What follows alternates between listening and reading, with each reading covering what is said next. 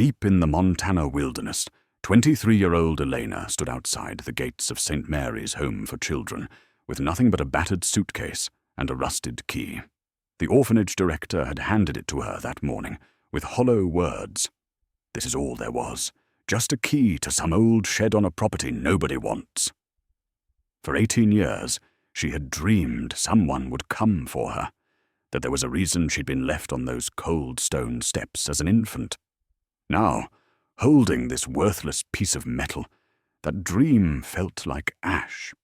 But as she turned the key over in her palm, she noticed something strange. Faint numbers etched into its weathered surface, and a name she didn't recognize.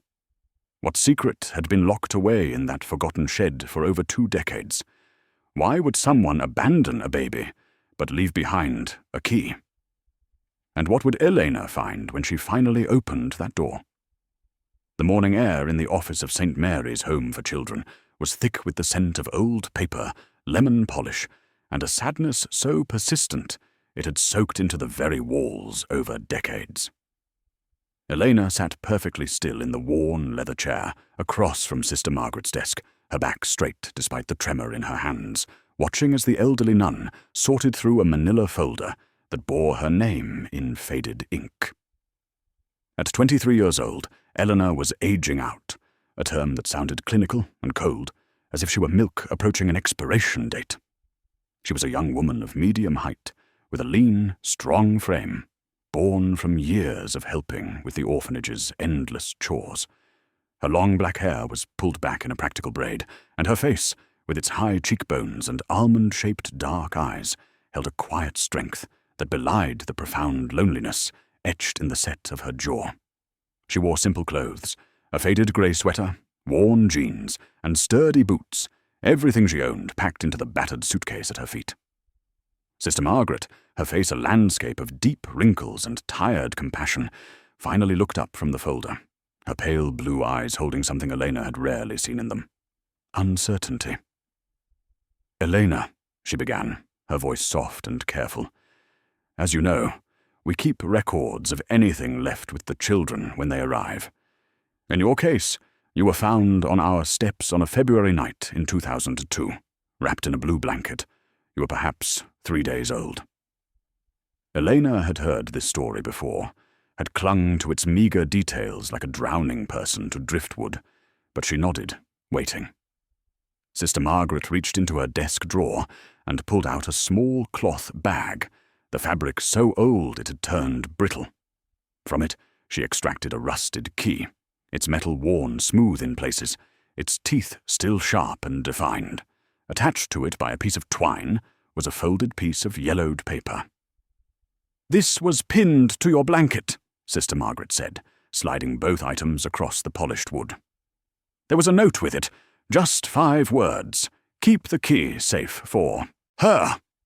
Elena's breath caught in her throat as she picked up the key, its weight somehow heavier than it should be, its cold metal burning against her palm. She unfolded the paper with trembling fingers and saw an address written in faded blue ink, 4247 Ridge Trail Road, Cascade Falls, Montana. Below it, in different handwriting, was a notation added by the orphanage: property held in trust, taxes paid by automatic transfer, contact if needed. "We tried to trace it over the years," Sister Margaret continued, her voice heavy with old frustration. "The bank transfers came from an account set up decades ago, designed to pay the property taxes automatically. The law firm that established the trust dissolved in 2015. 3 months ago, the payments stopped. The county sent a notice to our address because it was listed as a contact. The property is about to go into tax foreclosure." She paused, folding her weathered hands on the desk. "Elena, I don't know what you'll find there. I don't know if it's a gift or a burden. But someone wanted you to have that key, wanted you to find that place. Someone cared enough to make sure it waited for you." Elena stared at the rusted key, at the address that represented the only tangible connection she had ever had to the phantom people who had left her on cold stone steps 23 years ago. And for the first time in her life, She felt the stirring of something beyond the ache of abandonment. She felt the beginning of a purpose. Elena left St. Mary's that same afternoon, with everything she owned in the world, $47 in cash, a battered suitcase held together with duct tape, the rusted key, and a heart full of equal parts terror and desperate hope. The bus from the city to the outskirts of Cascade Falls took most of her money, leaving her stranded at a desolate highway rest stop as the sun began its descent toward the jagged peaks of the Montana Rockies.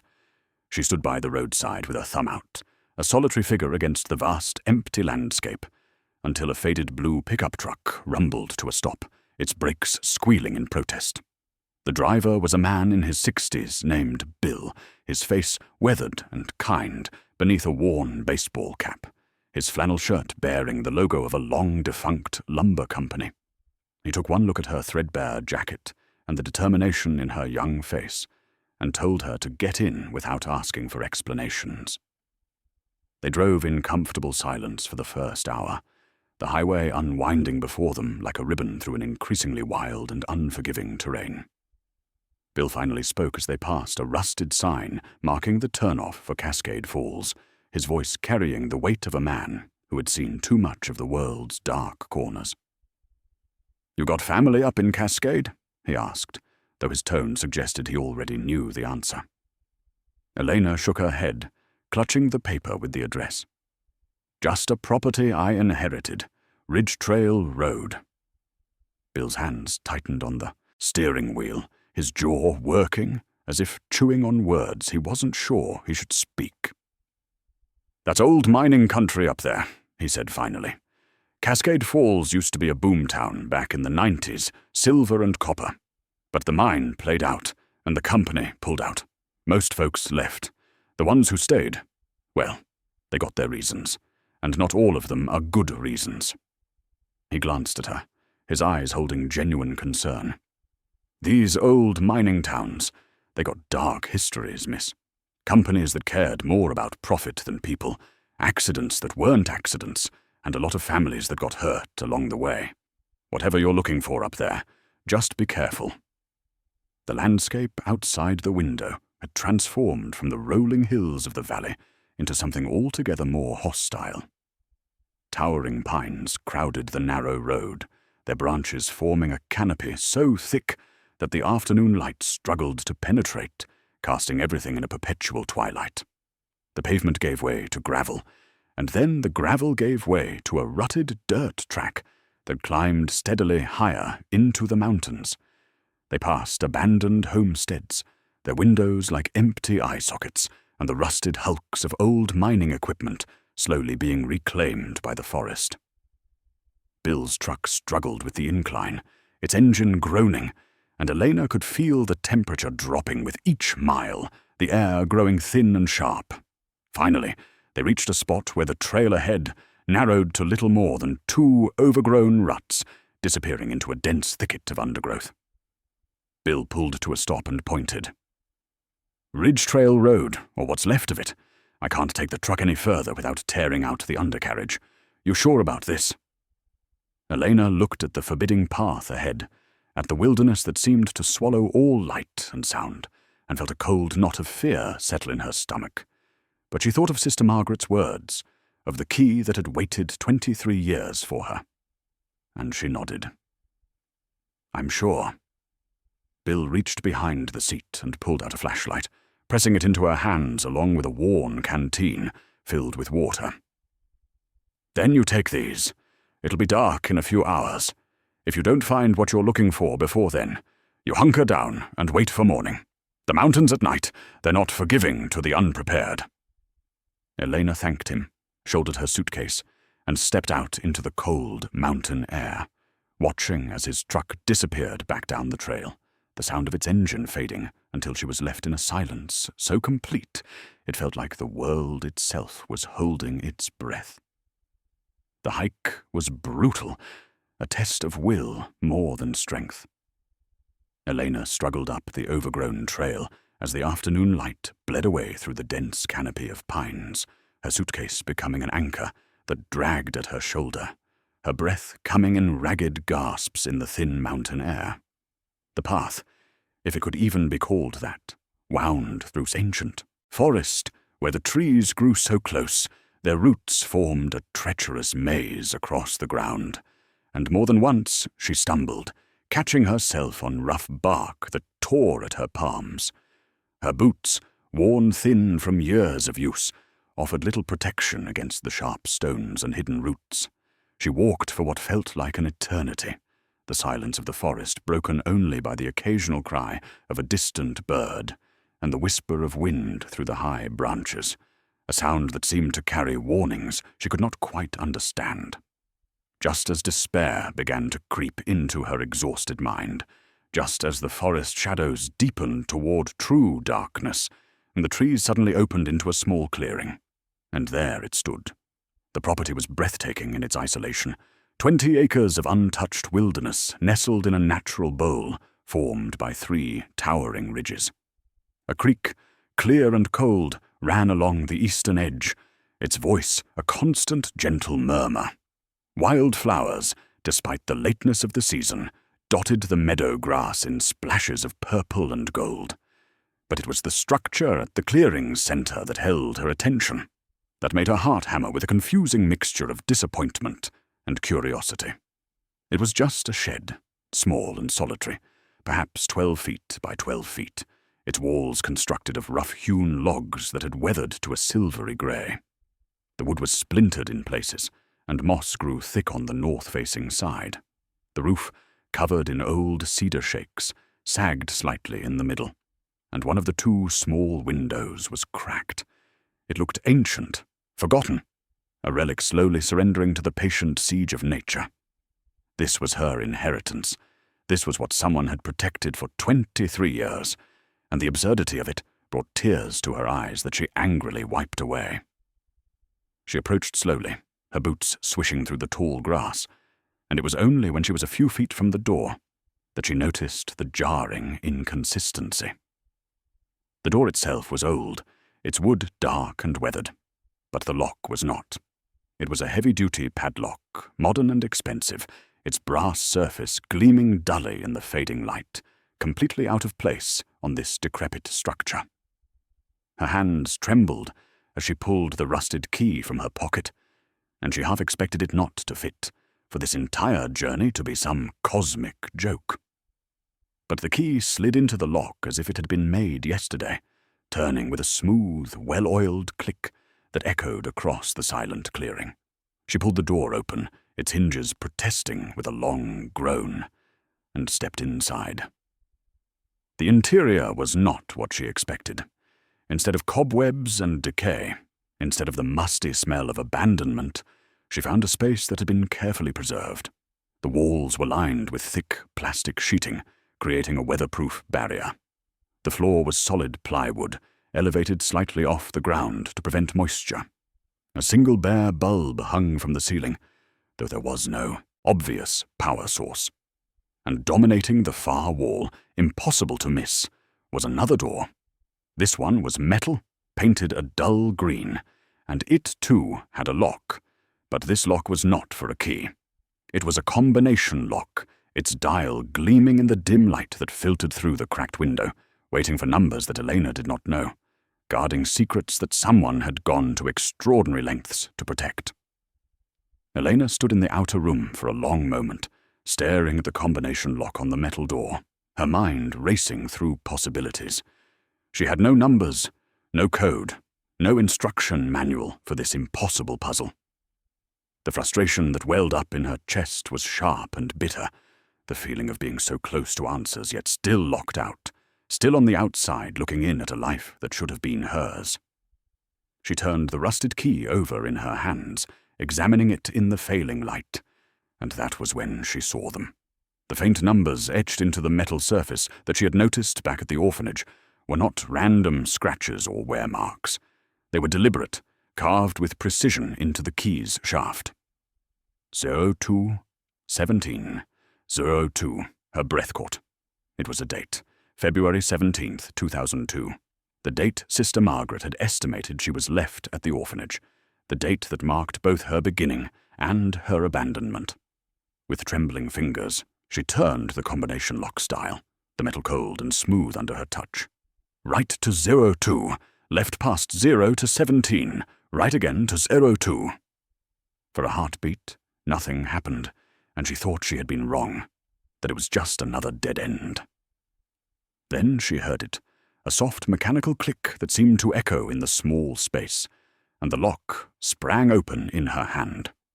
She removed it, grasped the metal door's handle, and pulled. The door swung inward on silent, well-maintained hinges, revealing a darkness that seemed to breathe. She fumbled for the flashlight Bill had given her, clicked it on, and the beam cut through the black, illuminating a space that made her gasp.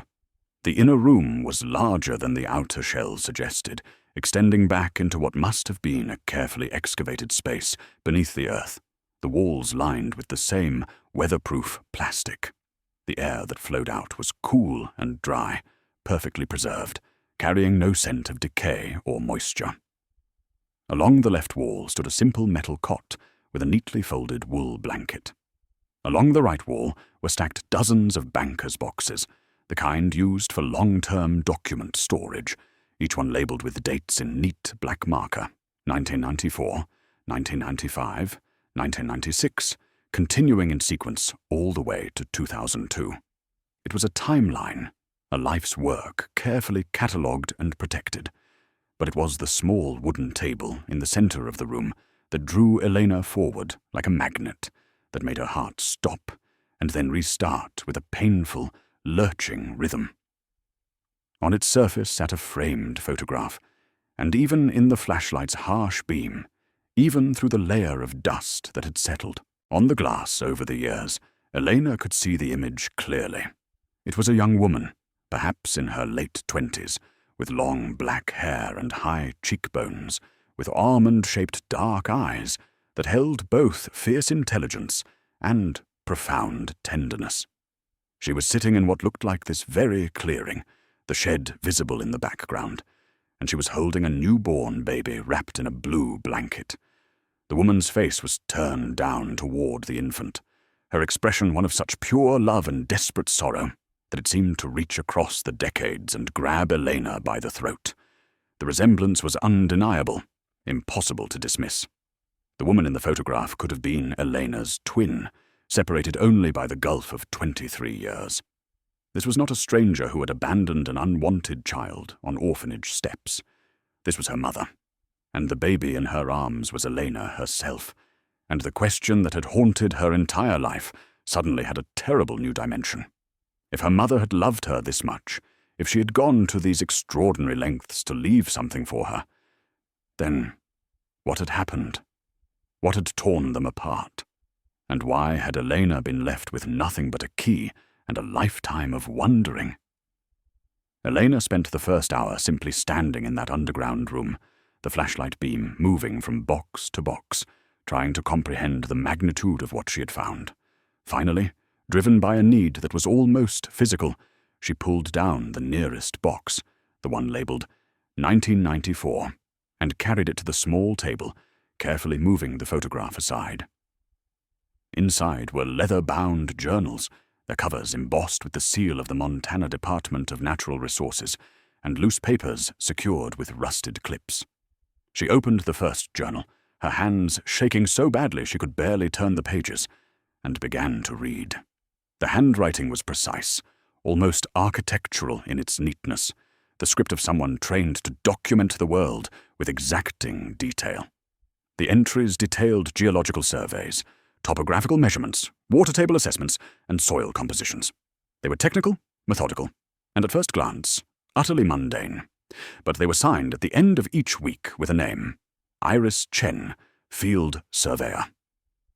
Elena read for hours, working through journal after journal, watching as the routine work of a government surveyor unfolded across the pages.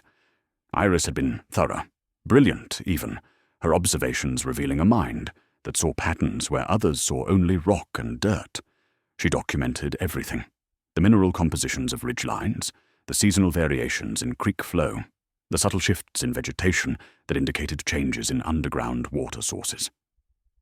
This shed, Elena realized, had been her field office, a remote outpost where Iris had spent weeks at a time conducting the lonely, essential work of mapping the bones of the mountains. As Elena moved through the boxes, advancing through the years of Iris's career, she found personal details woven between the technical entries, brief mentions of a small apartment in Cascade Falls, of friendships with locals, of a love for this wild, unforgiving landscape that leapt off the page.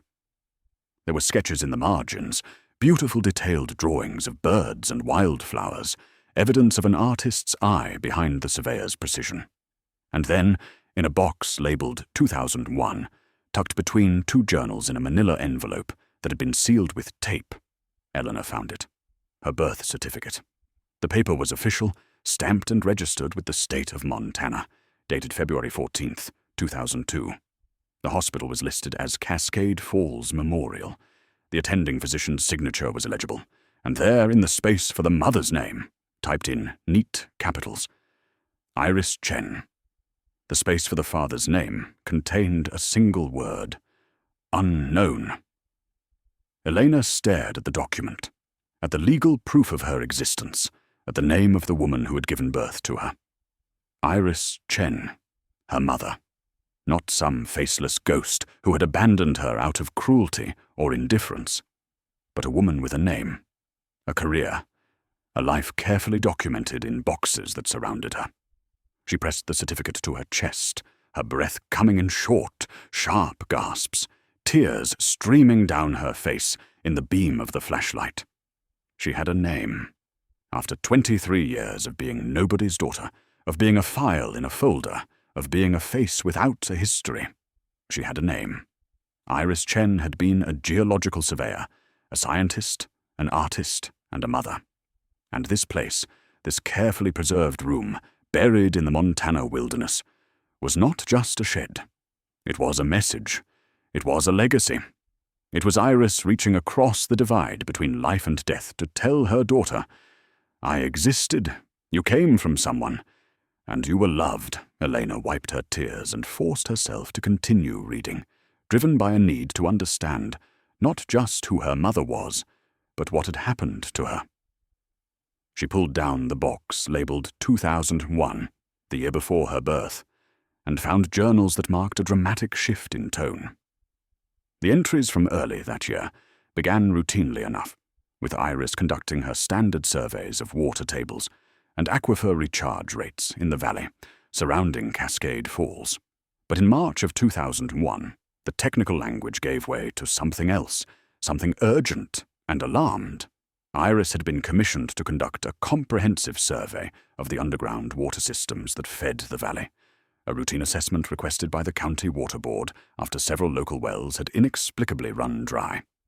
She approached it methodically, drilling test wells, measuring water pressure, collecting samples, and mapping the flow patterns deep beneath the surface. What she found should not have been possible. The valley sat above a massive underground aquifer, a vast reservoir of ancient water trapped in porous limestone formations, fed by snowmelt that percolated down through hundreds of feet of rock. It was the lifeblood of the entire region, feeding every well, every creek, every spring for 50 miles. Iris's measurements showed that the aquifer's water levels had dropped by nearly 40 feet in just 3 years, a catastrophic decline that should have taken decades. She wrote in increasingly distressed entries about her confusion, about the laws of hydrology being violated, about something fundamentally wrong with the system. Then, during a survey of the ridgeline on the eastern edge of the valley, she found it. Hidden in a narrow canyon, concealed by dense forest, and accessible only by an old mining road that had been gated and posted with no trespassing signs, were 6 industrial wells. They were massive, sophisticated drilling operations, with high-capacity pumps and miles of pipeline disappearing into the mountainside. The wells bore no identification markers, no permit numbers, no signs of official approval. Iris photographed everything, her notes growing sharp with anger. She traced the pipelines through the forest, following them for hours until they converged at a pumping station, cleverly disguised as an old mine ventilation building. The station was feeding water directly into the processing facilities of Silver Peak Mining Corporation, the company that had operated the silver and copper mines in the area for 30 years. She estimated, based on pump capacity and running hours, that Silver Peak was extracting between 3 and 5 million gallons per day, enough water to supply a small city, all of it taken without permits, without environmental review, without any acknowledgement that the resource even existed. The math was brutal and clear. The company had been stealing water for years, draining the aquifer that generations of families depended on, causing wells to run dry, forcing people to haul water from town, destroying the delicate balance of an ecosystem that had existed for millennia. Iris's journal entries became a chronicle of growing outrage and determination. She wrote, "They are killing this valley for profit, and they have done it so carefully, so quietly, that no one even knows they are dying of thirst while a corporation drinks its fill. Every dried well, every family forced to leave, every creek that stopped flowing, it is all theft. It is all murder done slowly, 1 gallon at a time." She documented everything with scientific precision: flow rates, contamination levels, the illegal bypass of state water rights laws, and the careful construction of a system designed to operate in the shadows. And at the bottom of the box, Elena found a hand-drawn map, its red lines tracing the underground rivers being bled dry, with a single word written across it in Iris's neat script: evidence. Elena spent the night in the shed, wrapped in the wool blanket from the cot, surrounded by the documented life of a mother she had never known. At first light, she carefully repacked the boxes, locked the inner room, and began the long hike back down the trail toward Cascade Falls, driven by a desperate need to find someone who remembered Iris Chen, someone who could tell her what had happened to turn a surveyor's discovery into a daughter's abandonment. The town revealed itself slowly as she descended from the high country, first as a distant collection of rooftops nestled in the valley, then as a main street lined with weathered buildings that spoke of better days long past. Cascade Falls had the hollow feeling of a place that had lost its purpose, its population, and its hope. Many of the storefronts were empty, their windows dusty and dark. A few businesses remained: a hardware store, a small post office, a diner with a flickering neon sign, and at the end of the street, a general store with a hand-painted sign that read, "Ruth's Provisions." Elena pushed through the door, a small bell chiming her arrival, and found herself in a space that felt frozen in time. The store was small but meticulously organized, its shelves stocked with canned goods, basic supplies, and the essentials of mountain living. The air smelled of coffee, wood smoke, and the faint sweetness of penny candy in glass jars on the counter. Behind that counter stood a woman who must have been in her 70s, her white hair pulled back in a neat bun, her face a map of deep lines that spoke of a life lived outdoors. She wore a heavy cardigan over a flannel shirt, and her sharp blue eyes were studying Elena with an intensity that was almost uncomfortable. Those eyes widened suddenly, and the woman's hand flew to her mouth, a small gasp escaping her. "Sweet, merciful Lord," the woman whispered, her voice trembling. "You are Iris's girl." Elena froze, her heart hammering. "You knew her. You knew my mother." The woman came around the counter with surprising speed, her weathered hands reaching out to grasp Elena's, her grip strong and warm. "Knew her? Child, everyone in this town knew Iris Chen. She was one of us, even though she came from somewhere else. She fought for us." Her eyes were wet now, tears streaming down the deep lines of her face. "I'm Ruth Mackey. I knew your mother for 7 years, and when she died, we all knew. We all knew what they did." Elena felt her knees go weak. "What happened to her? Please, I need to know." Ruth guided her to a small table by the window, sat her down, and disappeared into the back, returning with 2 steaming mugs of coffee.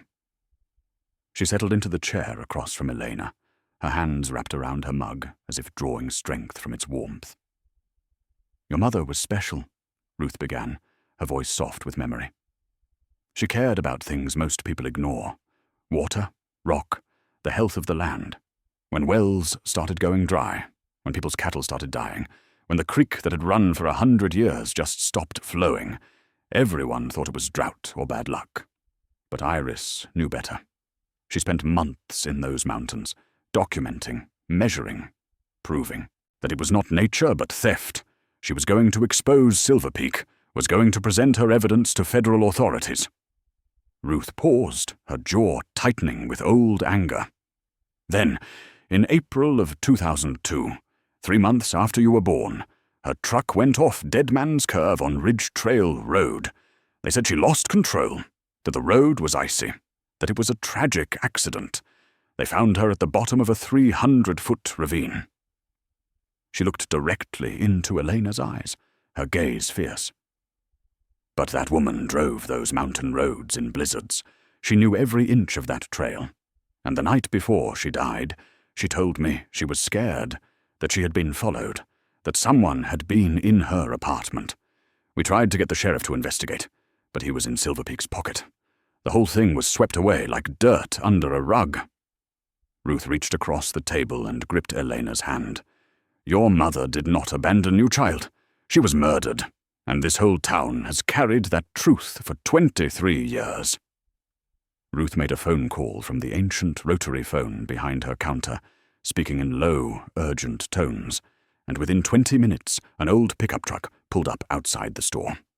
The man who emerged was in his late 70s, his weathered face bearing the deep bronze of Native American heritage, his long silver hair pulled back in a braid. He moved with the deliberate grace of someone who had spent a lifetime reading the language of mountains and weather. Ruth introduced him simply as Thomas Whitehorse, and when his dark eyes met Elena's, she saw recognition and profound sorrow flicker across his features. They sat at Ruth's table, and Thomas spoke in a voice like stones rolling in a river, slow and measured. Iris hired me as her field assistant in 1998. I knew these mountains, knew the old trails, the hidden places. I helped her with her surveys, carried her equipment, showed her where the water ran deep beneath the stone. She was the most thorough person I ever met, the most dedicated to truth. He paused, his gnarled hands folding together on the table. In 2001, when she found Silver Peak's illegal wells, she knew what it meant. She documented everything, collected water samples showing arsenic and mercury contamination from the mining runoff they were pumping, gathered proof that would destroy the company. She was methodical, building a case that could not be dismissed or buried. By early 2002, she had enough. She scheduled a meeting with the Environmental Protection Agency for April 15th. She was going to hand them everything. His voice grew heavier. But Iris was not naive. She knew Silver Peak had people watching, knew they had infiltrated local law enforcement. 2 weeks before her meeting, she came to me late at night. She was terrified, but determined. She told me she had hidden copies of her evidence, that if anything happened to her, someone needed to know where it was, needed to keep it safe until her daughter was old, enough to decide what to do with it. She had set up a trust fund, automated payments for the property taxes, a system that would run for 20 years. She gave me access to manage it, made me promise I would watch over that land until you came. Thomas's eyes glistened with unshed tears. The night of April 13th, the night before she was supposed to drive to Helena for her meeting, I got a call from her. She said someone had tampered with her truck, that she was going to take the back roads. That was the last time I heard her voice. The next morning, they found her at the bottom of Dead Man's Curve. The sheriff ruled it accidental before the sun went down. He reached across and placed his weathered hand over Elena's. I have kept my promise for 23 years. I paid those taxes. I watched that property. And I waited. Your mother was murdered for trying to save this valley. And now you carry her truth. Elena left town with Thomas's warnings echoing in her mind, and hiked back up the mountain trail as afternoon shadows stretched long across the forest floor. She was exhausted, her mind reeling from the revelations of the day, from learning that her mother had been murdered, that the abandonment she had mourned her entire life had been an act of desperate protection rather than rejection. As she approached the clearing, something felt wrong. It was subtle at first, just a disturbance in the natural order of things, a sense that the space had been violated. Then she saw it clearly. The new padlock she had carefully secured that morning was lying in the grass, its shackle cleanly cut with bolt cutters, the door to the outer room standing slightly ajar. Her blood turned to ice. She approached slowly, every instinct screaming danger, and pushed the door fully open. The outer room had been methodically searched. The plastic sheeting had been partially torn away from the walls, and the floorboards near the corners had been pried up, as if someone was looking for hidden compartments. But it was the inner room that showed the true extent of the intrusion.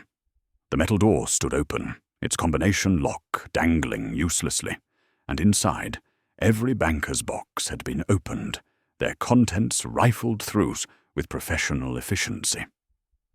Papers were scattered across the floor, journals lay open and discarded, and the small cot had been overturned. Yet nothing appeared to be missing. Whoever had done this was not interested in theft, but in assessment, in understanding what Elena had found, what she now knew. It was a message delivered through violation. On the small wooden table, placed precisely in the center where it could not be missed, was a business card. Elena picked it up with trembling hands. The front was printed on heavy, expensive stock, with raised lettering. Marcus Aldridge, Vice President of Community Relations, Silver Peak Mining Corporation. Below the title was a phone number and an email address, but it was the back of the card that made her breath catch in her throat. Written in neat, confident handwriting with a fountain pen were 8 words. "Your mother made a mistake. Don't repeat it." The threat was clear, elegant, and absolutely chilling. Elena spun around, suddenly aware of how isolated she was, how far from help, how utterly alone in this clearing, surrounded by endless forest. They had been watching her. They knew she had come to town, knew she had spoken to Ruth and Thomas, knew she had found her mother's evidence. The same people who had killed Iris Chen 23 years ago knew that her daughter had returned, and they were letting her know that history could repeat itself with terrible ease. She clutched the business card, her fear transforming into something harder, something that burned cold and bright in her chest. They thought she would be frightened into silence, that she would run like a sensible person should. But as she stood in that violated room, surrounded by her mother's life's work scattered across the floor, Elena realized she was done running from ghosts and shadows. Elena spent the next hour carefully gathering her mother's scattered papers, her hands still shaking with residual adrenaline from finding the break-in. She was reordering the journals chronologically when she heard it, a sound so faint she almost dismissed it as the wind. A soft, pitiful whimpering coming from somewhere outside the shed. She froze, listening intently, and it came again, weaker this time, the unmistakable sound of an animal in distress. She grabbed Bill's flashlight and stepped out into the gathering dusk, following the sound to the edge of the clearing, where the forest grew dense. There, tangled in a vicious snarl of old barbed wire, half hidden in the undergrowth, was a dog. It was a young German shepherd, perhaps 2 years old, his thick coat a striking mix of silver grey and pure white that made him look almost ghostly in the fading light. He had struggled against the wire, and the barbs had torn through his fur, leaving streaks of blood matted against his side and legs. When he saw Elena approach, he didn't growl or snap, but simply looked at her with intelligent amber eyes that held both pain and a strange, desperate hope. Elena approached slowly, speaking in soft, soothing tones, the same voice she had used with frightened children at the orphanage.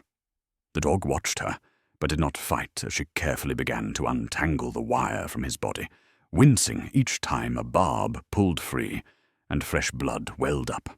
It took nearly 30 minutes of patient, painstaking work, but finally, he was free. She expected him to bolt into the forest, but instead he simply collapsed at her feet, his breathing labored, his body trembling with exhaustion. She couldn't leave him like this. She gathered the dog, surprised by his weight, and carried him into the shed, laying him on the overturned cot. Using the first aid supplies she had bought in town, she cleaned his wounds with water from her canteen, applied antiseptic that made him whine softly, and wrapped the worst of the gashes with gauze.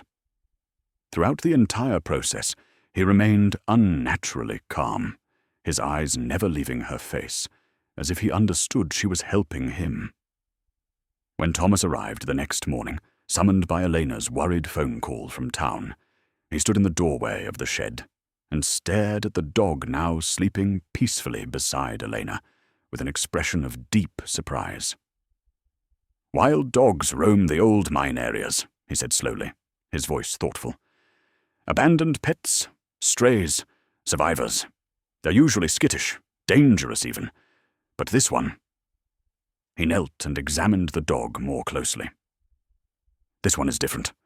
He's calm, trained even. See how he positions himself between you and the door? That's a protective stance." Thomas looked at Elena, something like wonder in his weathered face. "It's like he's been waiting here for you." With the dog, whom she had begun calling Echo for the way he seemed to answer her unspoken fears, recovering beside her, Eleanor returned to the systematic examination of her mother's evidence with renewed focus and a growing sense of urgency.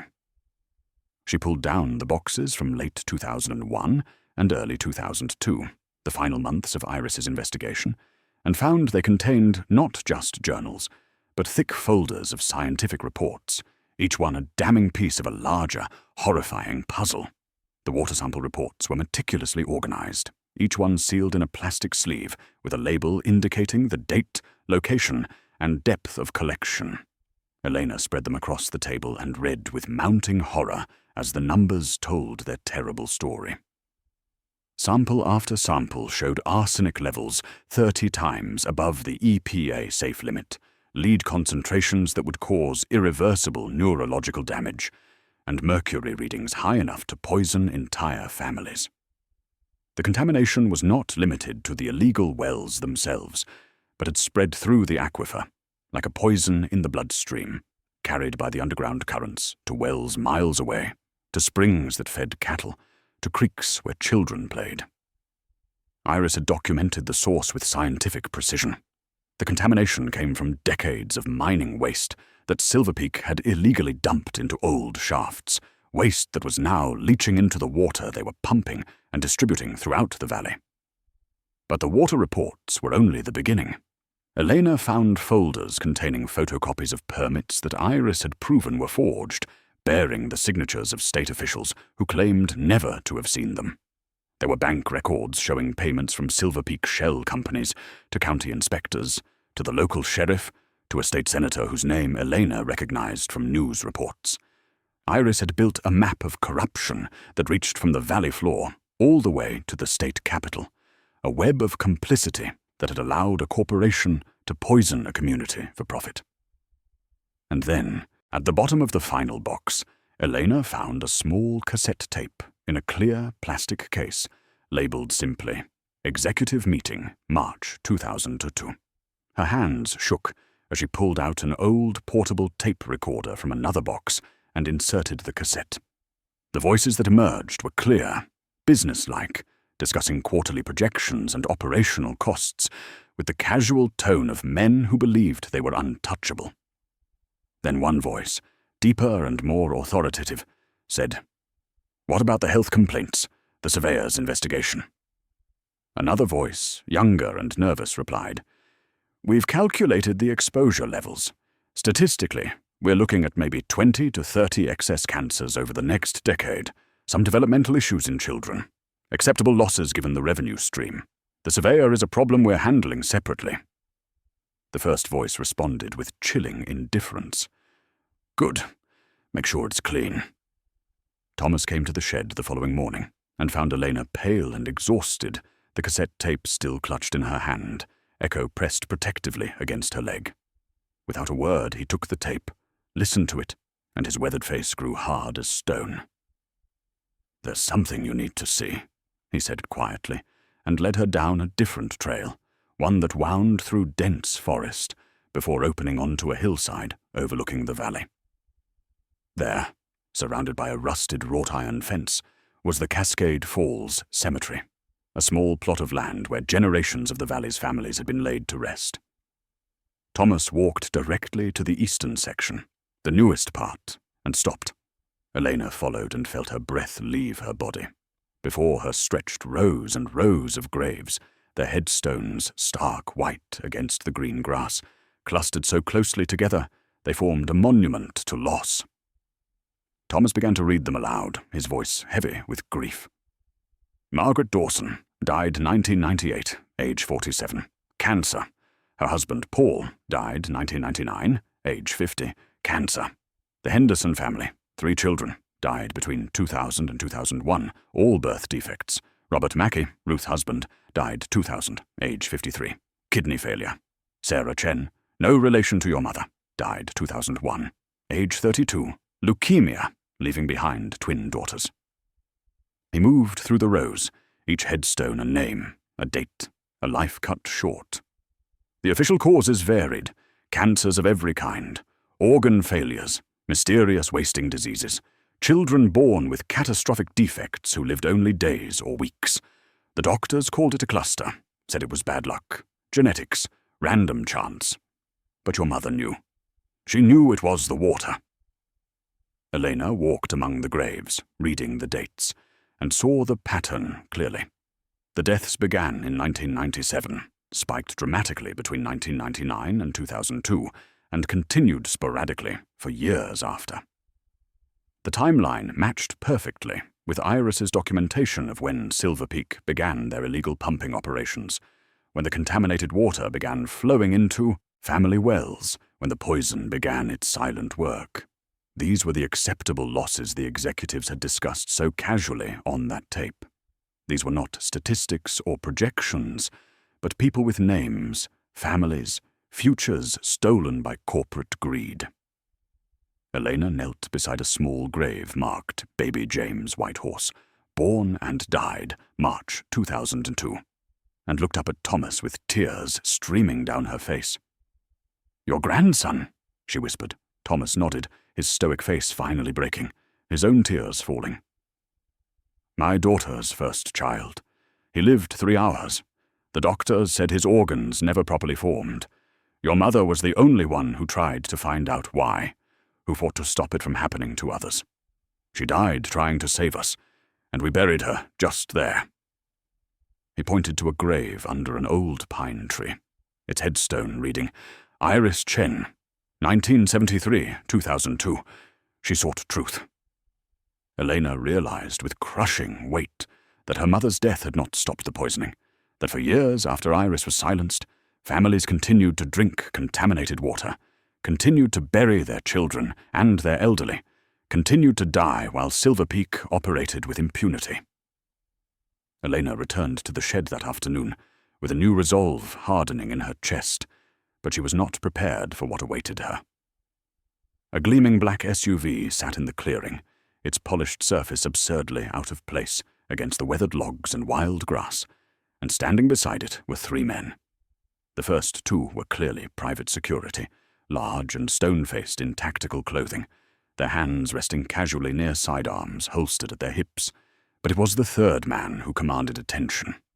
Marcus Aldridge was perhaps 50 years old, impeccably dressed in an expensive outdoor jacket that had never seen actual wilderness, dark slacks with a knife-edge crease, and boots so polished they gleamed.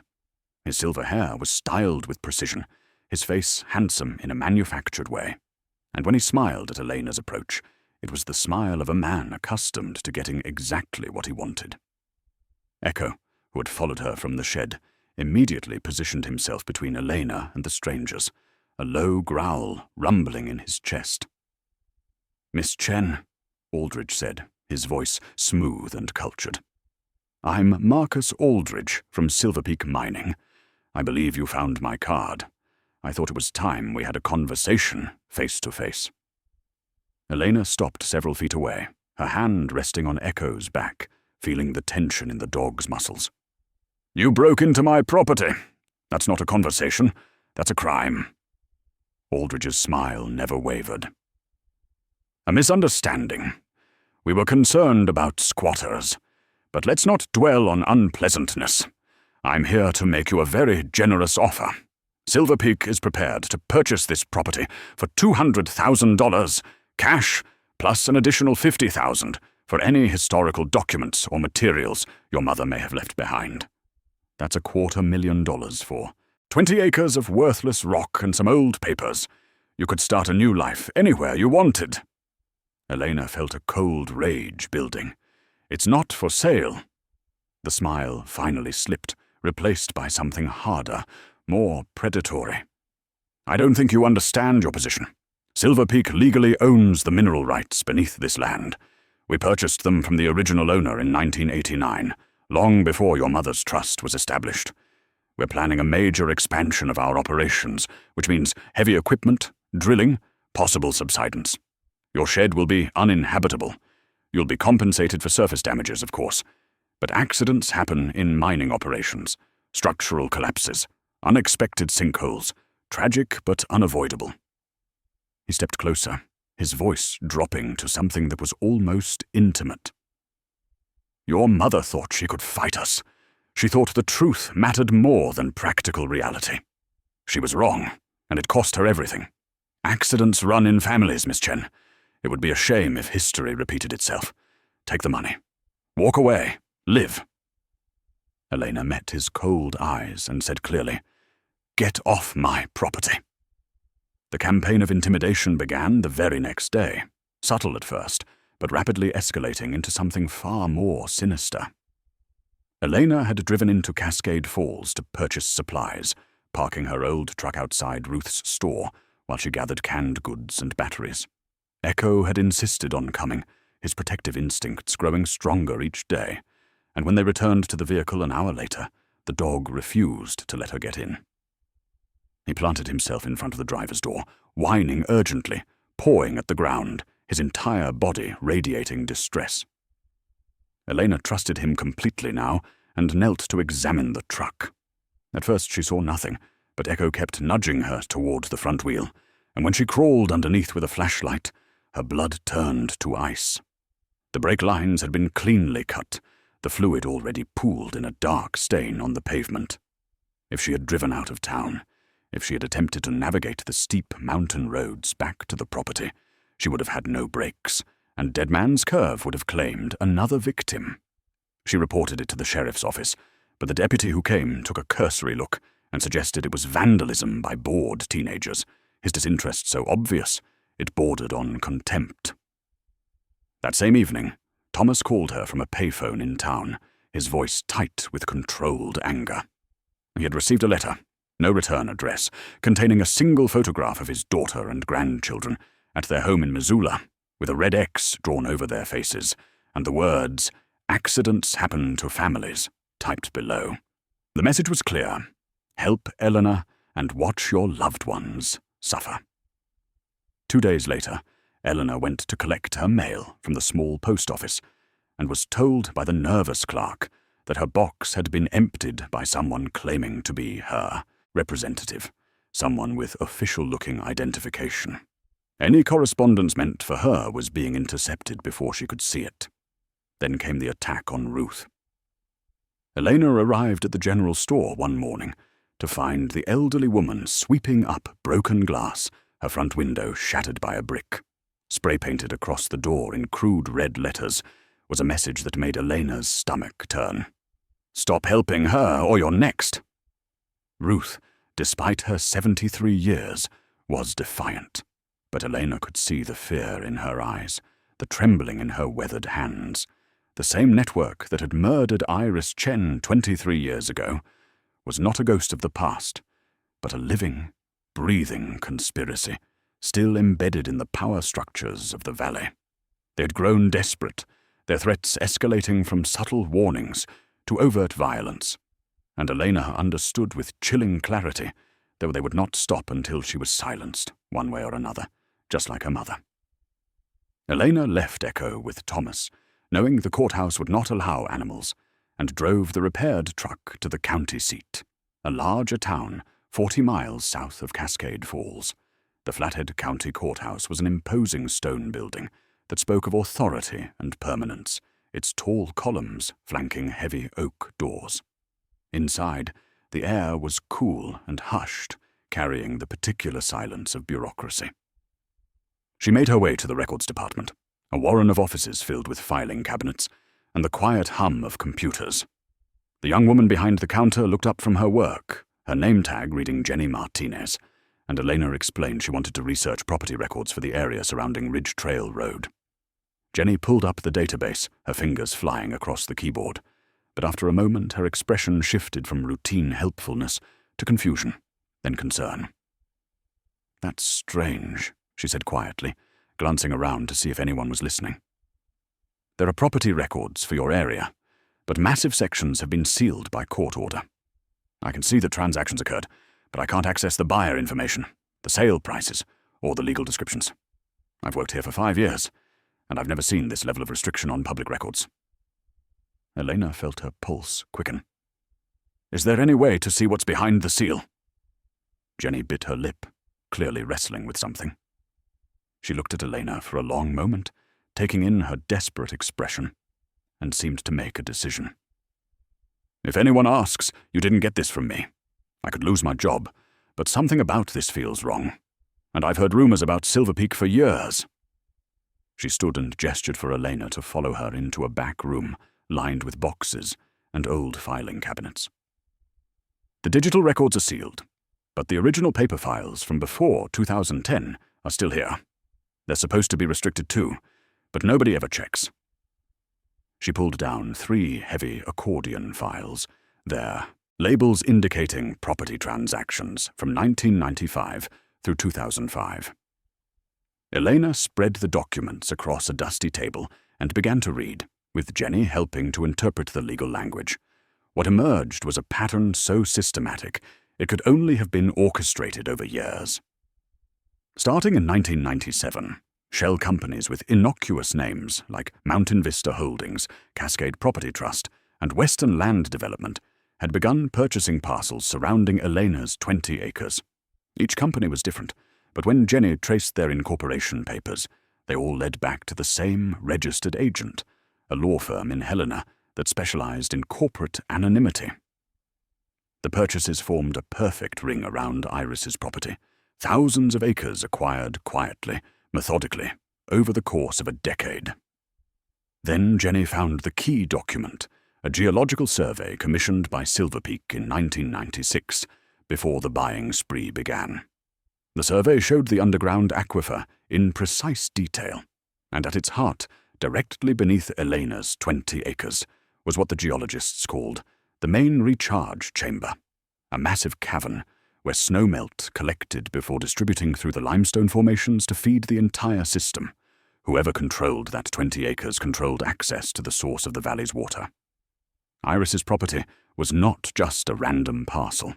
It was the heart of the aquifer, and Silver Peak had spent 20 years and millions of dollars acquiring everything around it, waiting for the day they could finally take the center. Elena was not just the daughter of a murdered surveyor. She was the owner of the one piece of land that stood between a corporation and complete control of a resource worth hundreds of millions of dollars. Thomas arrived at the shed the morning after Elena's courthouse discovery, his face grim with purpose, and told her there was something on her property she needed to see, something he had discovered years ago, but had been too afraid to explore alone. He led her and Echo to the far northern edge of the 20 acres, where the land rose sharply into a rocky hillside thick with pine and scrub oak. Hidden behind a massive fallen spruce tree, its trunk green with moss and age, was an opening in the rock face that Elena had never noticed, a dark mouth in the stone that exhaled cool, damp air. Thomas clicked on a powerful flashlight, and they entered. Echo pressed close to Elena's leg, his ears flat with unease. The passage was narrow at first, the walls bearing the chisel marks of miners from a century past, but after 50 feet it opened into a larger tunnel, and that was when Elena heard it. A deep, rhythmic thrumming, that vibrated through the stone beneath her boots, the unmistakable sound of industrial pumps running at full capacity. The tunnel had been expanded recently, the walls showing fresh tool marks, and along the floor ran massive black pipes, each one at least 3 feet in diameter, disappearing into the darkness ahead. Thomas followed the pipes with his flashlight beam, and they walked deeper into the mountain, the sound growing louder with each step, until it was almost deafening. The tunnel opened into a vast chamber that had been carved out of the living rock, and what Elena saw made her stop in shock. It was a full-scale industrial operation hidden beneath her land, a cathedral of theft built in secret. Enormous pumps lined the walls, their pistons rising and falling with mechanical precision, drawing water from deep fissures in the stone and forcing it into the network of pipes. Generators roared, powering banks of lights that illuminated the space in harsh white brilliance.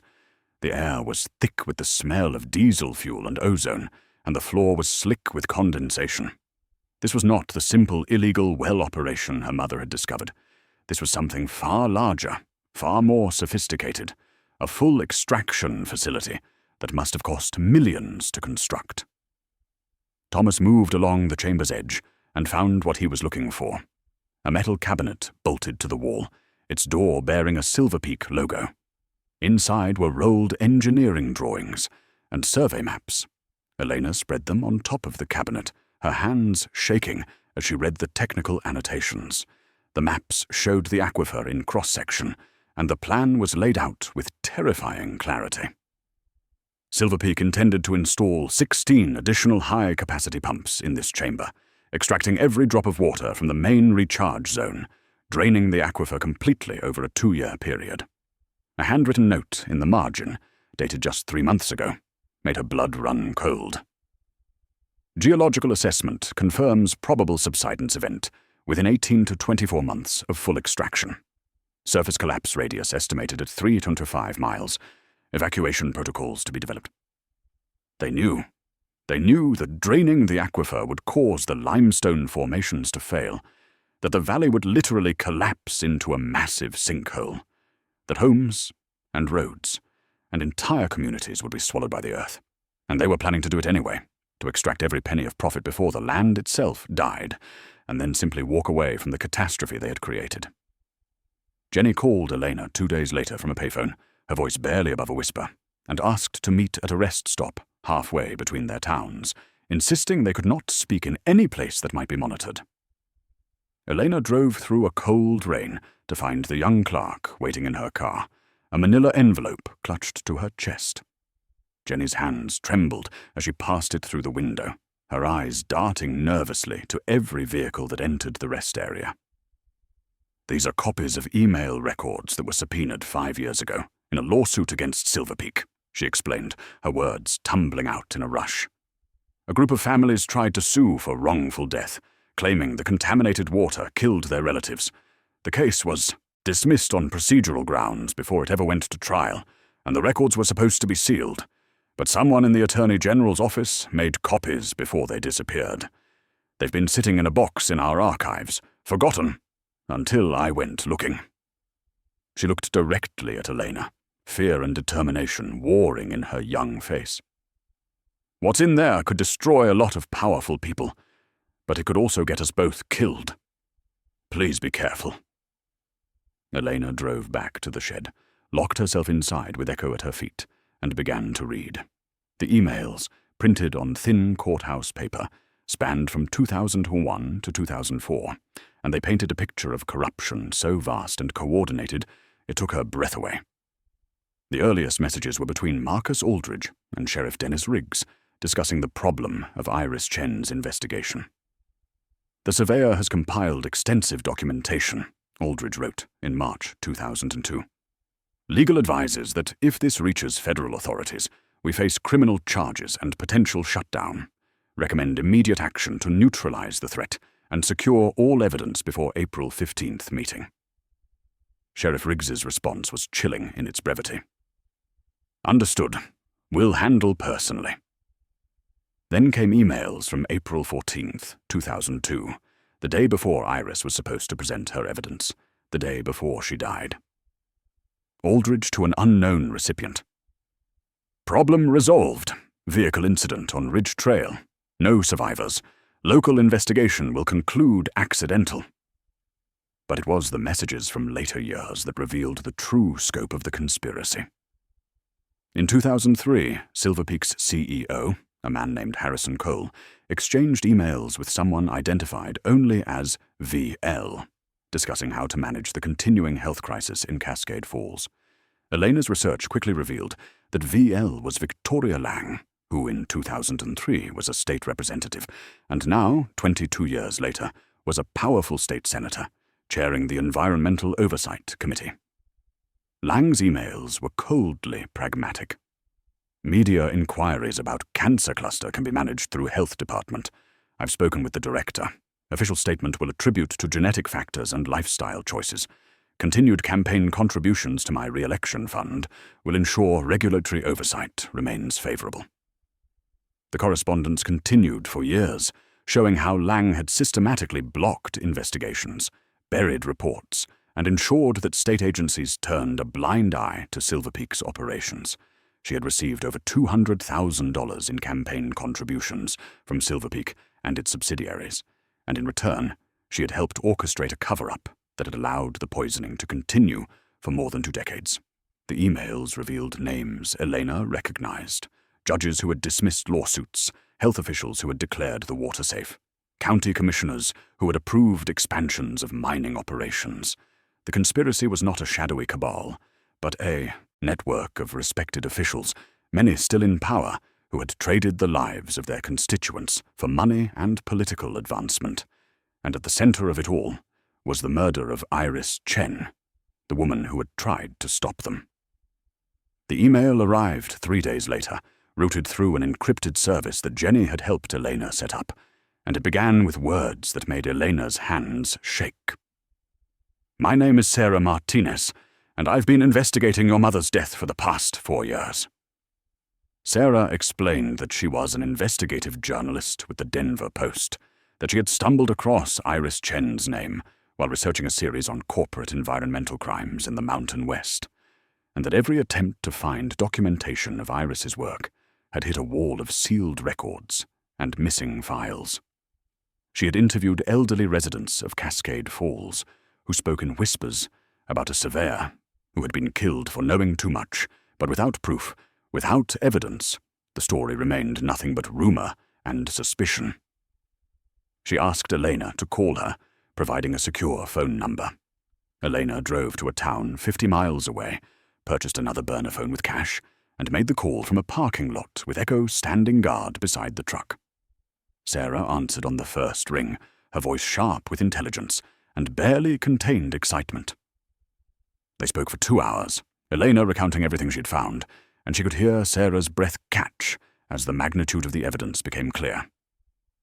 "I've been chasing this story for years," Sarah said, her voice thick with emotion. "I've documented Silver Peak's pattern of environmental destruction across 3 states, but I've never had proof of the corruption, never had the smoking gun that ties executives to actual deaths. What your mother compiled, it's not just evidence of a crime. It's a complete case, ready for prosecution. The water samples, the forged permits, the recorded conversation about acceptable losses, and now these emails showing coordination with state officials. This could bring down a senator, dismantle an entire corporate structure, and finally give justice to families who have been suffering for decades." They talked strategy, their conversation taking on the focused intensity of soldiers planning a mission. Sarah explained that she could write the story, that her editors would run it if the evidence was solid, but publication alone would not be enough. Powerful people with unlimited resources could weather a news cycle, could hire lawyers to tie the story up in litigation for years, could use their political connections to bury the truth under procedural challenges. What they needed was federal intervention, a criminal investigation that could not be stopped or controlled by local officials in Silver Peak's pocket. Elena needed to deliver the physical evidence directly to the FBI field office in Helena, and Sarah would coordinate the publication of her story to coincide with the federal seizure of Silver Peak's operations, creating a 1-2 punch that would make it impossible to suppress the truth. But there was the problem. The obstacle that made Elena's stomach clench with fear. Helena was 3 hours away, and the route from Cascade Falls was isolated, winding through mountain passes where a vehicle could be forced off the road with no witnesses. Marcus Aldridge and his network would be watching, waiting for any sign that Elena was preparing to move against them. "They killed my mother before she could make this same trip," Elena said quietly. "They'll kill me too if they get the chance." Sarah was silent for a moment, and when she spoke, her voice was hard with determination. "Then, we make sure they don't get that chance. You choose the route, you choose the time, and I'll be with you every step of the way. We owe your mother this. We owe all those people in that cemetery this." The weather forecast came through on Elena's small battery-powered radio 3 days later. The announcer's voice, grave with warnings of a massive winter storm system moving down from Canada. An early-season blizzard that would bring heavy snow, high winds, and whiteout conditions to the Montana mountains, beginning late that evening and lasting potentially 48 hours. All mountain roads would become impassable, all travel inadvisable, and residents of remote areas were urged to stock supplies and prepare to shelter in place. Elena was reinforcing the shed's windows and gathering firewood when Marcus Aldridge's black SUV appeared in the clearing for the second time. But this visit was different from his first. He came alone, without his security guards, and when he stepped out of the vehicle, she saw that his expensive clothes were rumpled, his usually perfect hair disheveled, and his face carried the haggard look of a man who had not slept in days. He walked towards the shed with his hands raised, a gesture of surrender, and when he spoke, his smooth corporate voice was gone, replaced by something raw and desperate. "Please, just listen to me for 5 minutes. That's all I ask." Echo growled low, but Elena held up a hand, curious despite her fear, and Aldridge stopped 10 feet away. "You think we're monsters, and maybe you're right. But you need to understand the whole picture. Silver Peak is bankrupt. We've been hemorrhaging money for 3 years because the easy ore is gone. The commodity prices have collapsed, and we've got massive environmental cleanup obligations from our old operations. The only thing keeping us afloat, the only thing standing between survival and liquidation, is the water rights deal. We've got investors lined up. A contract with agricultural interests in California worth $300 million. That money would save the company, would save the jobs of 800 people, families who depend on those paychecks, who have mortgages and children and lives built around this valley." His voice cracked with emotion that might have been genuine. "If you expose us, if you hand over your mother's evidence, the company folds. Those 800 people lose everything. The investors walk away. The valley becomes a ghost town, and everyone suffers, not just us. Your mother was an idealist who didn't understand that the world runs on compromise, on balancing harm against benefit. Yes, some people got sick, and that's tragic, but progress has a cost. We were going to compensate the families, going to clean up the water eventually, but we needed time." Elena stared at him, stunned by the audacity of his logic, by the way he had transformed corporate murder into an economic necessity, had reframed decades of poisoning as an unfortunate but unavoidable sacrifice for the greater good. Before she could respond, Aldridge's expression hardened, the mask of desperation sliding back into place to reveal the predator beneath. "I'm not here to beg. I'm here to give you one final chance. The storm hits in 6 hours. Once it does, this property will be completely cut off from help for at least 2 days. Accidents happen in storms, Miss Chen. Structures collapse under snow load. People freeze when their heat sources fail. And sometimes they just disappear into the white and are never found until spring thaw. Give me the evidence now. Sign over this property, and you walk away rich and alive.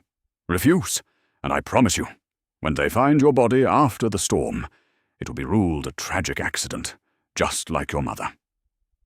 He turned and walked back to his SUV, pausing before he climbed in to deliver his final words across the clearing.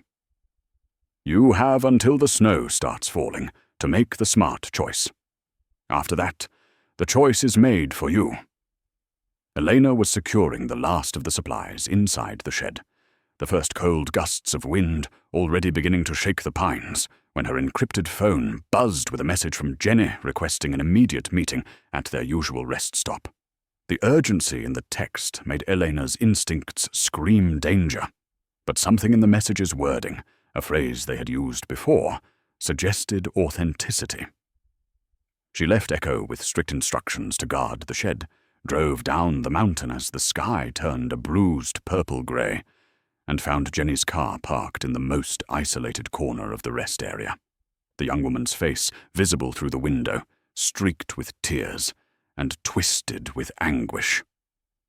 Elena approached cautiously, and Jenny rolled down her window, her words tumbling out in a desperate rush. "I'm so sorry. I'm so sorry. You have to believe I never wanted this. They came to my apartment 2 weeks ago, showed me pictures of my mother in Phoenix, my little brother at his high school. They knew where they worked, where they lived. They said if I didn't tell them everything you were doing, everyone I loved would have accidents. I've been feeding them information, telling them about your courthouse visits, about the emails I gave you, about Sarah Martinez. I didn't have a choice. They were going to hurt my family." She was sobbing now, her hands gripping the steering wheel so tightly her knuckles were white. "Marcus knows everything. He knows about your plan to drive to Helena. He knows Sarah is coordinating with the FBI, and he's already intercepted your communications. They have someone inside the phone company monitoring your encrypted service. Everything you've said to Sarah, they've heard." Elena felt the world tilt beneath her, felt the careful plan she and Sarah had constructed collapse like a house of cards. "When?" she managed to ask, her voice barely a whisper. "When are they coming?" Janice reached into her purse with shaking hands and pulled out a folded piece of paper. "Tonight, during the storm. They've hired professionals, not local thugs, but actual mercenaries. 4 men with military training. They know you won't leave the property in the blizzard, that you'll be trapped there with the evidence. Their plan is to make it look like the shed collapsed under snow, that you froze or were crushed. A tragic accident. I heard Marcus on the phone with their team leader. They're coming up the Eastern Trail, the old logging road, at midnight when the storm is at its worst. They have night vision, communications equipment, and orders to retrieve the evidence and eliminate any witnesses." She pressed the paper into Elena's hand, her eyes desperate and pleading. "This is everything I could remember. Their approach route, their estimated timeline, the equipment they're carrying, even some of their names. I know it doesn't make up for what I've done. I know I've betrayed you. But I couldn't live with myself if I didn't at least give you a chance to prepare. They're coming for you, Elena, and once that storm hits, no one will be able to reach you in time to help." She started her car, preparing to flee. "I'm taking my family and disappearing tonight. Marcus will know I warned you, and they'll come for us too. I hope you survive this. I hope you make them pay for everything they've done." Then she was gone, her taillights disappearing into the gathering dusk, leaving Elena standing alone in the cold wind with a piece of paper that contained the tactical details of her own planned murder. The storm hit with a violence that seemed almost personal, as if nature itself had been weaponized against her. Elena had spent the afternoon working with Thomas to fortify the shed, barricading the windows with planks of wood, reinforcing the door with a heavy beam, and most importantly, removing the original evidence from the underground room and hiding it in a waterproof container buried 50 yards away in the forest, marked only by coordinates she had memorized. What remained in the shed were convincing photocopies, good enough to fool a cursory inspection, but ultimately replaceable. By the time Thomas left, promising to return at first light if the roads were passable, the wind was already howling through the pines with a sound like 1,000 voices screaming. And the snow was falling so thick it erased the world beyond the clearing's edge. Elena sat in the darkness of the fortified shed, a single battery-powered lantern, providing just enough light to see by, her mother's recorded confession playing on a loop in her mind, and Echo pressed against her side, his body warm and solid. It was just past midnight when Echo's head snapped up, his ears rigid, and a growl so deep and menacing rumbled from his chest that it vibrated through the floorboards. He launched himself at the door, barking with a ferocity Elena had never heard from him, a sound of pure warning and protective rage. She killed the lantern and moved to the window, peering through a gap in the boards, and saw them through the swirling white chaos, 4 figures moving with military precision through the blizzard, dressed in white winter camouflage that made them nearly invisible, carrying assault rifles held at the ready, their faces obscured by balaclavas and night vision goggles. They moved in formation, spreading out to surround the shed, and Elena's blood turned to ice as she realized Jenny's warning had been accurate to the minute. One of the men approached the door while the others took up positions at the corners, and his voice, amplified and distorted by the wind, cut through the storm's roar. "Elena Chen, we know you're inside. We're here for the documents your mother left. Send them out, and you can walk away from this. Resist, and you'll freeze in there when we cut your heat and wait you out." As if to punctuate his words, the small generator Thomas had set up outside suddenly died, its steady hum replaced by silence, and the electric heater in the corner went dark. They had cut her power, and the temperature inside the shed, already cold, would drop to lethal levels within hours. Elena didn't respond, instead watching as Echo moved from window to window, his nose pressed to the gaps, tracking the men's movements with an accuracy that was almost supernatural. When one of the mercenaries tried to approach the eastern wall, Echo was there before Elena even saw the movement, barking a warning that made the man pause and reconsider. When another circled toward the back, Echo alerted her with a low whine and a pointed stare, giving her time to reinforce that section. The dog was her radar, her early warning system, the only reason she could track 4 trained killers moving through a blizzard that had reduced visibility to nothing. The siege had begun, and Elena crouched in the darkness with her mother's legacy hidden in the frozen earth, a loyal dog at her side, and 4 men outside who would not leave until she was dead. The standoff lasted 2 brutal hours, Eleanor and Echo holding their position inside the fortified shed, while the mercenaries tested every possible entry point, their professional patience wearing thin against the unyielding wood and the savage, warning barks of the dog who seemed to know their every move before they made it. Then the tenor of the siege changed. Elena heard the sharp crack of breaking glass, smelled the sudden acrid stench of gasoline, and saw through the gaps in the boards a flickering orange glow that grew with terrifying speed. They had thrown Molotov cocktails through the windows, and the old dry wood of the shed caught fire with a hunger that turned the structure into an inferno within seconds. Thick black smoke billowed from the walls, filling the interior, choking her lungs, and the heat became unbearable, a wall of flame consuming everything her mother had built. There was no choice left, no option but to run or die. Elena grabbed the small pack she had prepared, pulled her coat tight, and with Echo pressed against her leg, she kicked open the back door and plunged into the blinding white chaos of the blizzard. The cold hit her like a physical blow after the heat of the fire, and the wind tore at her clothes, the snow so thick she could barely see 3 feet ahead. She heard shouts behind her, saw the dark shapes of the mercenaries moving to intercept, and then the night exploded with the sharp crack of rifle fire. Thomas had kept his promise. The old man had positioned himself in a hunting blind on the ridge overlooking the clearing, and his shots, precise and deliberate, forced the mercenaries to take cover, buying Elena precious seconds. She ran, stumbling through knee-deep snow, Echo leading the way with an instinct that seemed to pierce the storm, and behind them, the shed collapsed in a shower of sparks and flame, a funeral pyre for the decoy evidence she had left inside. She ran toward the northern edge of the property, toward the hidden mine entrance that only she and Thomas knew about, the one place where the terrain would become her ally instead of her enemy. Echo reached the fallen spruce first, squeezing through the gap, and Elena followed, scraping her shoulders on stone as she pushed into the darkness of the tunnel, just as bullets struck the rock face behind her, chipping stone and sending shards flying.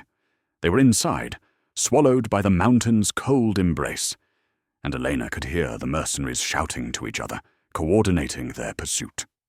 She clicked on her flashlight for just a second, enough to orient herself, then killed it and moved deeper into the mine, by memory and touch, one hand on Echo's back, feeling his muscles tense and shift as he navigated the darkness with senses far beyond human capability.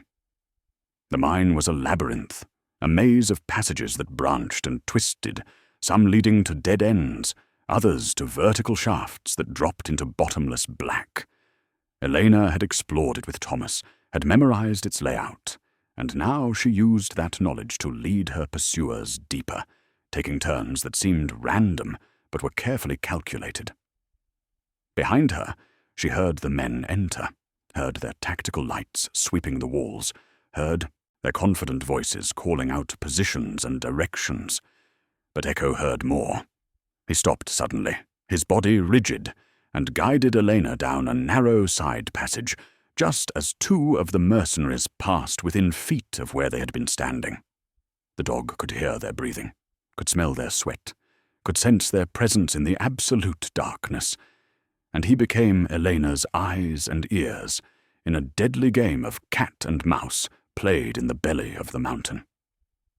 Elena and Echo moved deeper into the mine, the sounds of pursuit growing fainter behind them as the mercenaries split up to cover more ground, their overconfidence in their numbers becoming a liability in the twisting passages, where Echo's superior senses gave her the advantage.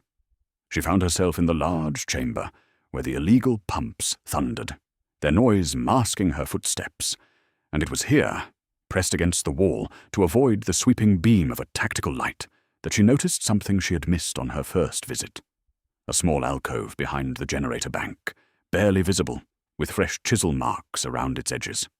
She squeezed into the space, Echo following, and her searching hands found cold metal, a heavy waterproof vault of the kind used to protect documents in disaster zones, secured with a combination lock. Her fingers traced the dial in the darkness, and she tried the only numbers that mattered. 02, 17, 02, her birthday, and the lock clicked open. Inside was another complete set of her mother's evidence, meticulously organized and sealed in plastic, but it was the letter on top, written in Iris's precise hand on waterproof paper, that made Elena's breath catch in her throat. She read by the faint glow of her shielded flashlight, tears streaming down her face, as her mother's voice spoke to her across 23 years. My dearest Elena, if you are reading this, then I am gone, and you have grown up without me, and for that I am so profoundly sorry. I need you to know that leaving you was the hardest thing I have ever done, but it was the only way to keep you safe. I sent copies of my evidence to Federal Prosecutor David Morrison in March, believing he would act, but 2 weeks ago he was killed in what they called a robbery, and I know they are coming for me next. I had a plan. I would meet with the EPA, expose everything, and then we would disappear, you and I, to somewhere they could never find us. I had new identities prepared, a life waiting for us far from these mountains, but they are moving faster than I anticipated, and I am running out of time. I have hidden you with the sisters at St. Mary's, told them only that you are in danger, and I have left you this key, because someday, when you are strong enough, when you are old enough to fight battles I could not win, you will return here and finish what I started. You are my daughter, my legacy, my hope. I loved you from the moment I knew you existed, and every decision I made was to give you a chance at life, even if that life had to be without me. They may kill me, but they cannot kill the truth, and now that truth is yours. I am so sorry I could not be there to watch you grow, to hold you when you were scared, to tell you every day how much you were wanted and loved. Forgive me, my brave girl, and make them pay for what they have stolen from us. With all my love, your mother, Iris. Elena clutched the letter to her chest, her body shaking with silent sobs, The weight of 23 years of abandonment suddenly transformed into the crushing knowledge of a mother's sacrifice. A love so fierce it had reached across death itself to guide her here. She had never been unwanted, never been cast aside. She had been hidden, protected, given a chance to survive while her mother had walked knowingly into the darkness to buy her that future. Echo pressed against her, whining softly, and it was his sudden shift in posture, his ears swiveling toward the tunnel behind them, that pulled her back to the present danger. She could hear voices now, closer than before, the mercenaries converging on the pump chamber, their tactical coordination bringing them inexorably toward her hiding place. She carefully sealed the vault, secured it to her back with the straps designed for that purpose, and prepared to move deeper still into the mountain's cold heart, carrying her mother's truth and her mother's love into whatever came next. Sarah Martinez had not heard from Elena in 18 hours, and when her encrypted messages went unanswered, when her calls to the burner phone went straight to a dead signal, a cold dread had settled in her gut that overrode every journalistic instinct to wait and verify. She knew the storm was hitting the mountains, knew that Elena was isolated and vulnerable, and she made a decision that would either save her life or destroy her credibility forever.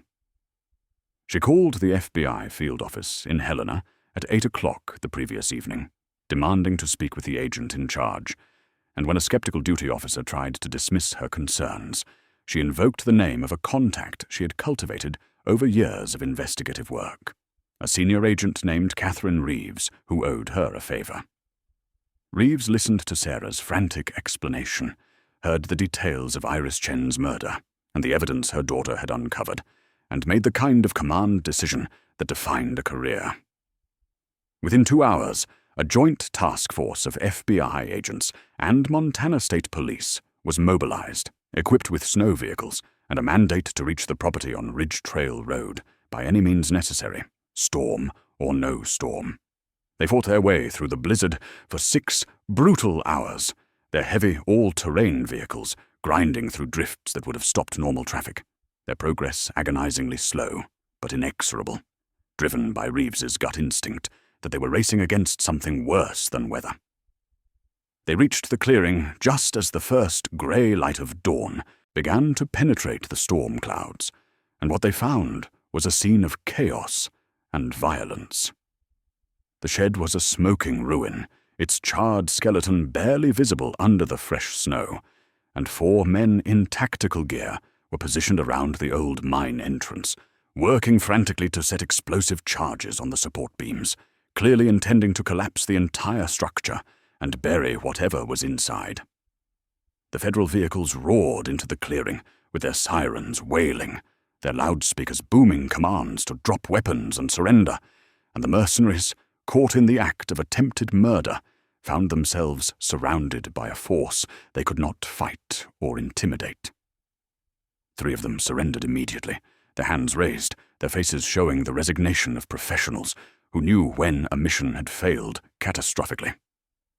The 4th, the team leader, tried to run, plunging into the forest, but a state trooper's K-9 unit brought him down within 50 yards, and he was dragged back in handcuffs, his expensive tactical gear now just evidence of criminal conspiracy. But where was Elena?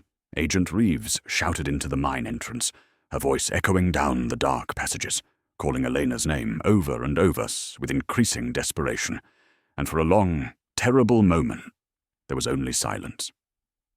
Then, faint and distant, came a sound that made every person in that clearing stop and listen, the sharp, urgent barking of a dog, a sound that seemed to carry not just through the tunnels, but up from the very depths of the earth. Echo was calling them home.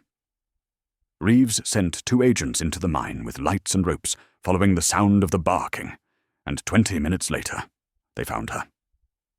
Eleanor emerged from the darkness like a ghost, her face blackened with soot, her clothes torn, her body shaking with exhaustion and cold, but alive and clutching a waterproof vault to her chest, as if it were a child. Echo walked beside her, his grey and white coat matted with dirt, his amber eyes fierce with protective vigilance, and he did not calm until Elena was wrapped in thermal blankets and surrounded by federal agents whose badges and weapons declared her finally, truly safe. She handed the vault to Agent Reeves, with hands that trembled so badly she could barely hold it, and said in a voice raw from smoke and emotion, "This is everything. This is what my mother died for. Make it count."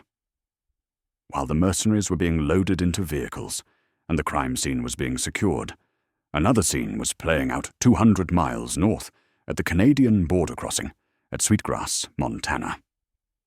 Marcus Aldridge, his black SUV packed with hastily grabbed belongings and a briefcase full of cash, sat in his vehicle as Border Patrol agents ran his identification through their system, and he maintained his calm corporate smile even as the system flagged his name with a federal warrant issued just an hour earlier.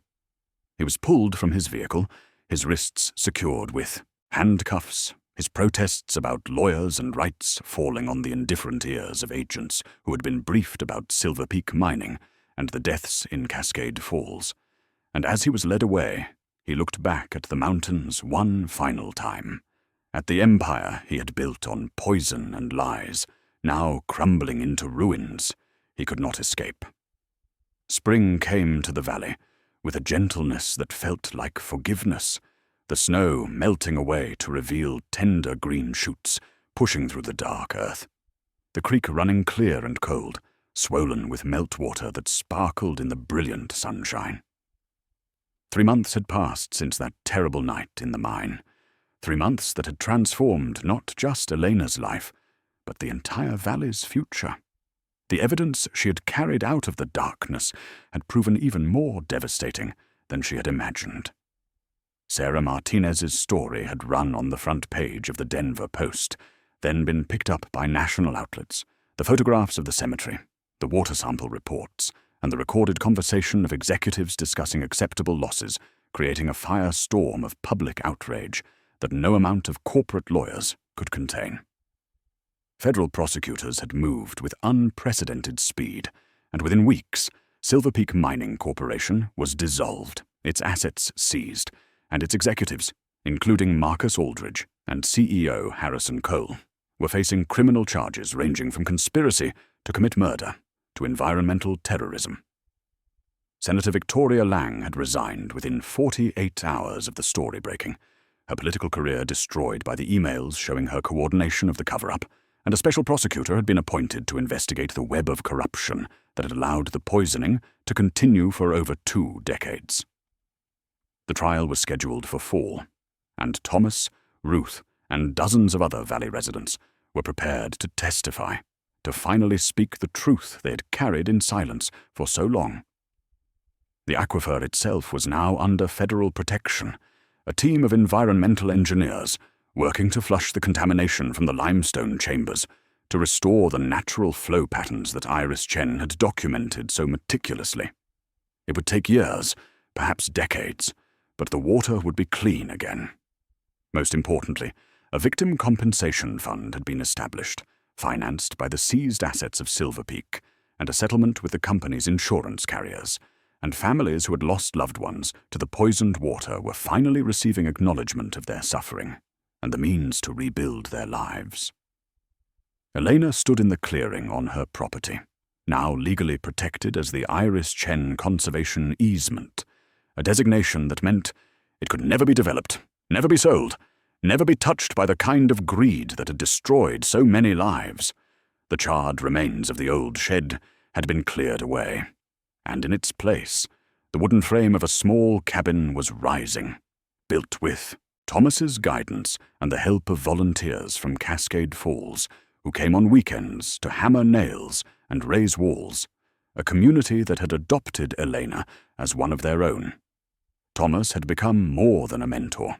He had become the grandfather she had never known, teaching her the art of geological surveying, showing her how to read the language of stone and water, how to see the invisible patterns that her mother had spent her life documenting.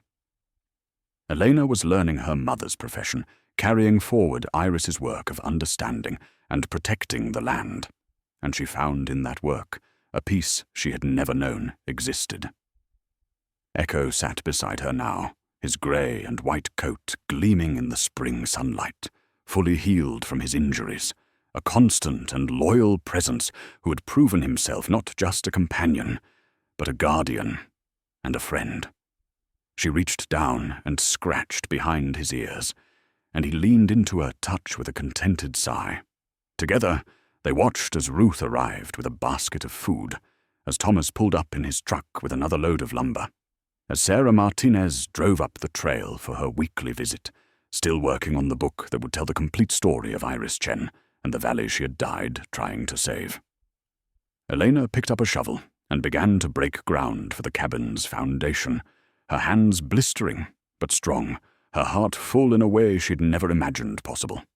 She had come to this place seeking answers about who had abandoned her, expecting to find either nothing or confirmation of her worst fears about being unwanted and discarded. Instead, she had found the truth. She had never been abandoned at all.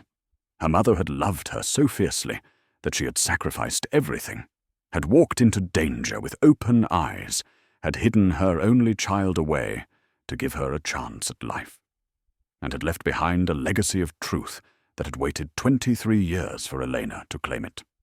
She was no longer an orphan without a past, no longer a file in a folder or a face without a history. She was Elena Chen, daughter of Iris Chen, inheritor of a mission that had cost one generation everything and would define the next. She was home, finally and forever, standing on land her mother had protected, breathing air her mother had fought to keep clean, surrounded by people her mother had tried to save.